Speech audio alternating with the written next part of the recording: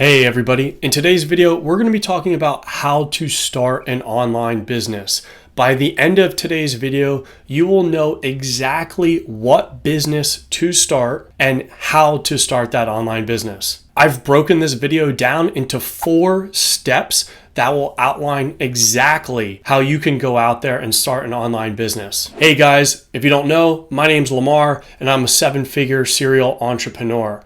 On this channel, I help you start and scale an online business. I will show you how to take your business from a tiny snowflake and turn it into a massive blizzard. Please don't forget to subscribe to this channel. And if you're getting value out of today's video, please smash that thumbs button and don't forget to drop a comment below. I read them all every single day and I'd be happy to answer any questions that you might have. Without further ado, let's jump into today's video where we're talking about how to start your online business. And the first step in this process is to understand your why. And before you begin to question, how does this help me start a business, or why is this the first step? Let me explain a couple of things to you around this point. The first being is that starting a business, I have a news flash for you, it's not going to be easy. Regardless of other people that you're listening to on YouTube or the other blogs that you're reading, the TikTok video that you see of all these overnight successes, the reality is that starting a business is actually quite hard. Not only is the failure rate extremely high, but it's also an emotional roller coaster. You will be put through many emotional challenges through the ups and downs of getting a business off the ground. It's extremely important to understand why you're starting a business to help you and provide motivation that is going to get through all these ups and downs. So ask yourself why you're starting a business. Do you want to start a business to make a lot of money? If you do, that's completely fine. It's definitely one of the reasons of why I want to start a business. Do you want to start a business to provide for your family? Do you want to start a business to provide freedom? Maybe you want to have time, control over your time. You want to be able to travel anywhere. You have to have a very clear reason why. What is the motivation that's going to propel you forward and help you get through all the upcoming obstacles? For me, personally, it's mostly financial reasons. I grew up in a very average working class family. My parents lived paycheck to paycheck. I saw the struggles that they went through, the stress that my parents went through, and I never wanted to go through that myself. And I saw entrepreneurship. I saw starting my own business as the avenue that would allow me to not have to deal with those things. I wanted to be able to provide for my family. I wanted to be able to be financially free. I didn't want to have to worry about, the stress of finances, living paycheck to paycheck. And that was the seeding foundation for why I wanted to start my own business. In addition to the financial reasons, I also see being an entrepreneur, I see that as the most badass kind of job or career path that anybody can have. It also happens to be probably, in my opinion, the hardest career path that anybody can have. And I am completely obsessed with accomplishing very hard things. The satisfaction that I get from accomplishing, the hardest possible career path that anybody can choose and having that kind of satisfaction, that victory, that's what also gives me kind of motivation to be an entrepreneur. And those are kind of the 2 reasons that give me the motivation to keep going, to wake up every morning and get through the next problem. And I suggest that you reflect on your why so that it can help you push through the hard times. And that leads me to the second step of starting your online business, which is finding a product to promote or sell. In this step, I'm going to run you through several different business models. I'm just going to talk you through kind of the rough idea about running or starting each one of them and kind of, my thoughts on that. However, before I start dissecting each one of these kind of business models and talking about them,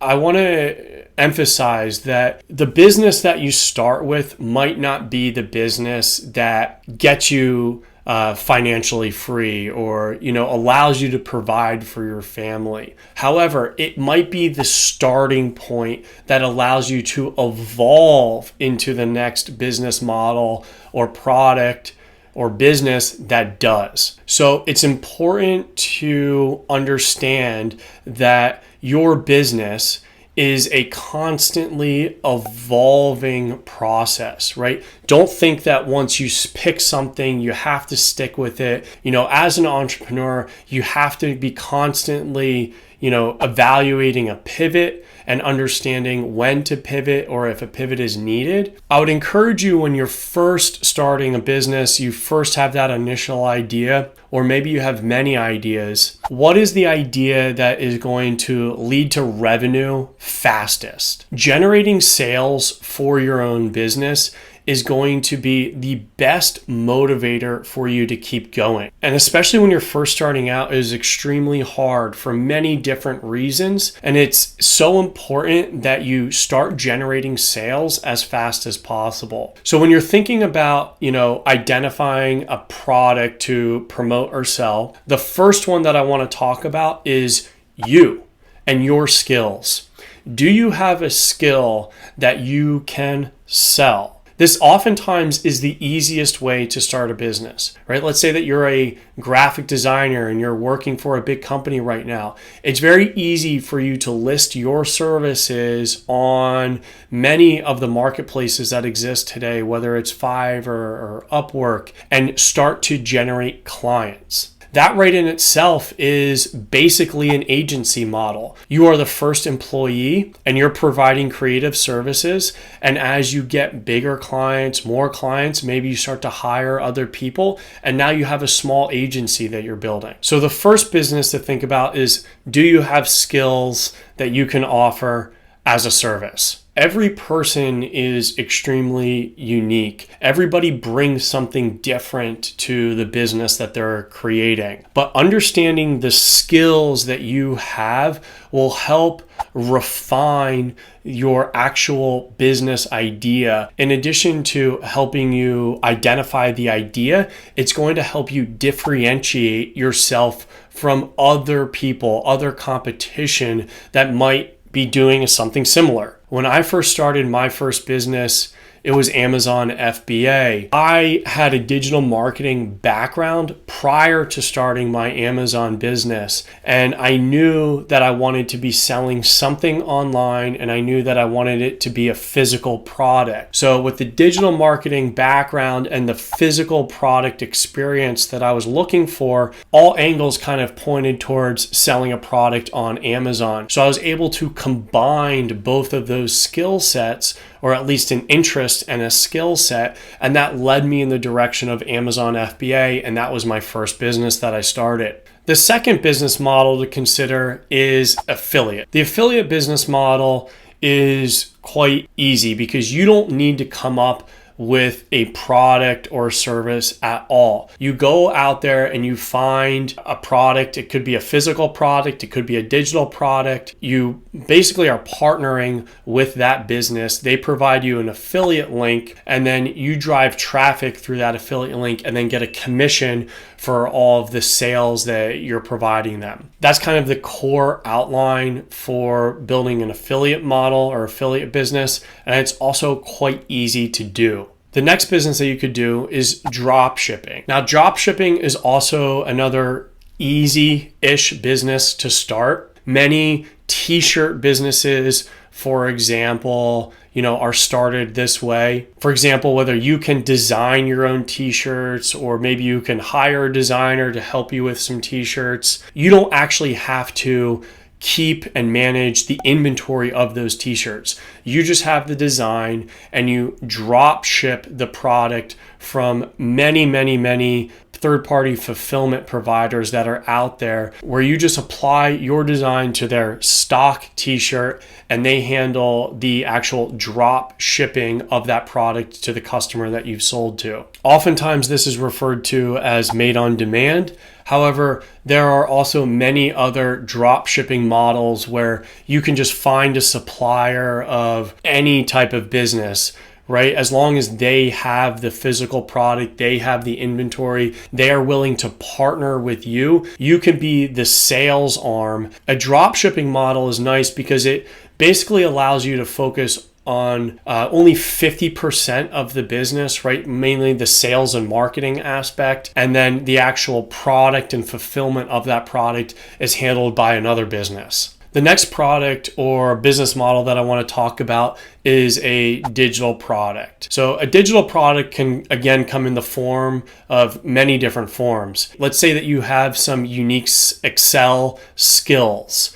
Okay, you could create some sort of a table or formulas or a template that might be useful to a specific type of customer. You could upload that template and allow people to download that template for $5, $10, $15. Or the digital product could be, a poster or digital artwork. Much just like how you could drop ship t-shirts, you could also create digital work and put it up on Etsy and have people purchase it through Etsy. Or could you develop an online course? Going back to your skill set, do you have some sort of unique skills that are highly desirable? Could you frame that and build it into a step-by-step course and then sell that? Digital products are really great because you can oftentimes just create them once and then sell them over and over again many times. The next business model or product to consider is retail arbitrage. Now, retail arbitrage is interesting. We saw retail arbitrage kind of start in the offline space, where somebody could almost go out to like a Walmart or a JCPenney, purchase products, and then list it online. Now we're seeing even online retail arbitrage, where you're purchasing from one website and then you're listing it on another website, and you're making the difference between the one price versus the other. Retail arbitrage also just doesn't need to be done with new products. You can also do this with used products. Right? The used or thrifting kind of retail space is absolutely exploding. There's people going out to thrift stores, purchasing Lululemon, Nike, kind of the high-end premium products, and then listing it on Poshmark or other marketplaces that offer used clothing. This all falls into the retail arbitrage space and can help you just kickstart your online business. And the last business model that I want to talk about today in helping you find your product is private labeling. Private labeling was actually the first business that I started. It's essentially taking an off-the-shelf product, sometimes making some sort of a modification to it, and then adding your label on that product and selling it as your own. Private labeling allows you to own your own product, create your own product, and own the complete experience, the complete brand. However, it is a lot more work.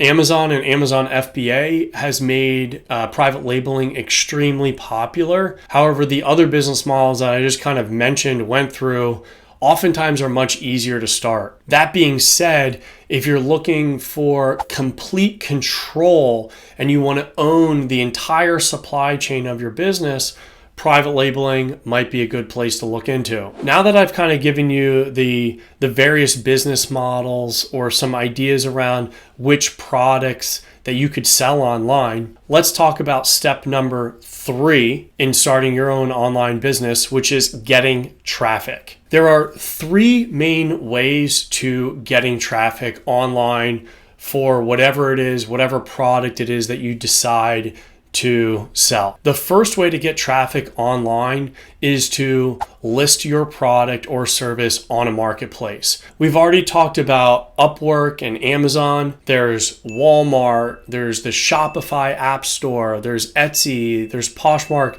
There's many other marketplaces that now exist. Listing your product onto that marketplace will give you immediate access to the traffic that's already coming to that website. These are simple ecosystems that all kind of have their unique features and way to optimize your product listing for that marketplace. Core foundational elements of how you start, launch, and scale a product on those marketplaces are all relatively the same. Once you know a marketplace, you can easily also transfer to another marketplace. You could sell on Amazon. You can also sell on Walmart. Listing your product on a marketplace is also probably the easiest way to get traffic and immediate attention to your product and service. The downside to a marketplace is that you often become reliant on that marketplace.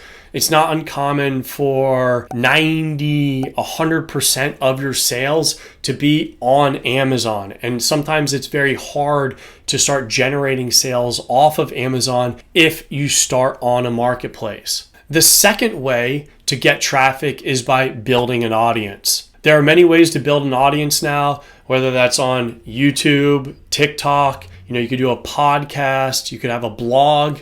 Building an audience might be the hardest way to sell a product. However, it might also be the most valuable. Successfully building an audience, especially if it's around a personal brand like yourself, you can virtually sell anything. The other benefit to building an audience is you own that audience. In the previous example, if you're using a marketplace, Amazon owns that marketplace, owns that traffic, owns that audience. You don't own that audience. If you decide to go the route of building your own audience, every email subscriber that you get on your newsletter is yours, and you can direct their eyeballs, where they click, what they view, what products they purchase. And the third way to get traffic for your product is to steal traffic. Just how there is traffic on a marketplace, there is just as much traffic on search engines.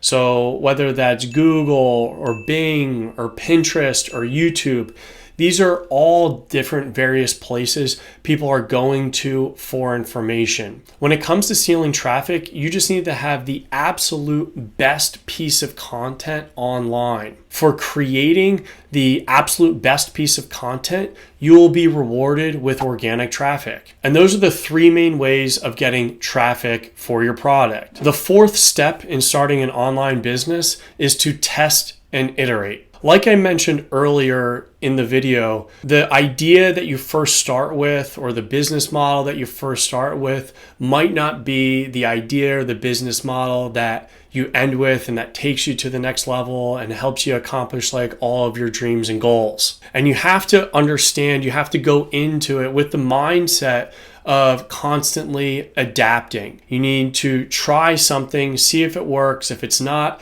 change something, switch up something, and constantly be learning about what you just tried, applying it in a different or new way. You need to be open to feedback and willing to make adjustments when necessary. Just as you continue to evolve and change as a person, as you learn from your past experiences, your business will go through a similar evolution process. Where you initially start might not be where you actually end up going. So there you guys have it. These are the 4 steps for starting an online business. I hope you got value out of today's video. Please remember to subscribe to the YouTube channel, and I'll see you on the next video. Until next time, guys, get out there and crush it. Peace.